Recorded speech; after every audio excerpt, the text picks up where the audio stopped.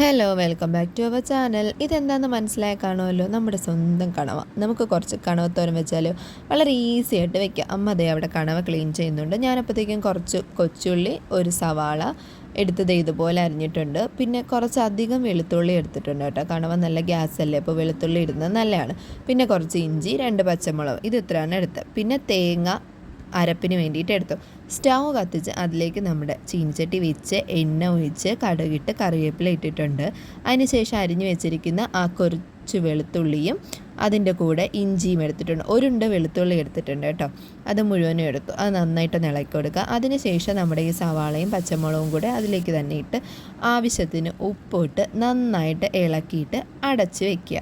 നമുക്ക് അരപ്പരയ്ക്കാം. അതിന് വേണ്ടിയിട്ട് ഞാനൊരു ഉണ്ടമുളക് എടുത്തിട്ടുണ്ട്. പിന്നെ ആവശ്യത്തിന് തേങ്ങ, പിന്നെ ഒരു 1/4 സ്പൂൺ മഞ്ഞൾപ്പൊടി, 1 സ്പൂൺ കുരുമുളക് പൊടി, പിന്നെ ജീരകം, ഒരു പൂലം ജീരകം ഇട്ടാൽ മതി. അതിനുശേഷം അത് ജസ്റ്റ് ഒന്ന് ക്രഷ് ചെയ്തെടുക്കുക. ഒരുപാട് അരയ്ക്കരുത്, കാരണം അരച്ചാൽ നമ്മുടെ കണവത്തോരനൊരു ടേസ്റ്റ് വരത്തില്ല. ഒന്ന് അരപ്പെടുക്കുക.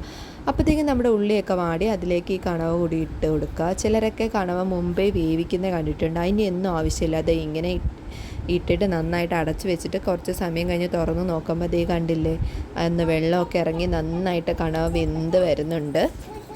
ഇത്ര വെള്ളം മതി കണവ വേവാനായിട്ട്. ചിലരൊക്കെ കണവ പ്രത്യേകം വേവിക്കുന്ന കണ്ടിട്ടുണ്ട്. അതിൻ്റെ ഒന്നും ആവശ്യമില്ല കേട്ടോ. അതിന് ശേഷം ഈ അരപ്പും കൂടി ഇട്ട് കുറച്ച് നേരം അടച്ച് വയ്ക്കുക. അതിലെ വെള്ളമൊക്കെ വറ്റിയതിന് ശേഷം അടപ്പ് തുറന്ന് തന്നെ വെക്കുക.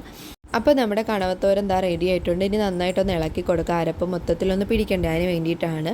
അതിനുശേഷം ഞാൻ അമ്മയ്ക്ക് ഉപ്പ് നോക്കാനൊക്കെ കൊടുത്തു. അപ്പം അമ്മയാണ് എൻ്റെ ഉപ്പ് നോക്കുന്ന ആൾ. അപ്പോൾ എല്ലാം കറക്റ്റായിട്ടുണ്ടെന്നൊക്കെ പറഞ്ഞു. അപ്പോൾ നമ്മുടെ ഈ ഒരു വീഡിയോ ഇഷ്ടപ്പെടുകയാണെങ്കിൽ ലൈക്ക് ചെയ്യാനും സബ്സ്ക്രൈബ് ചെയ്യാനും സപ്പോർട്ട് ചെയ്യാനും മറക്കല്ലേ.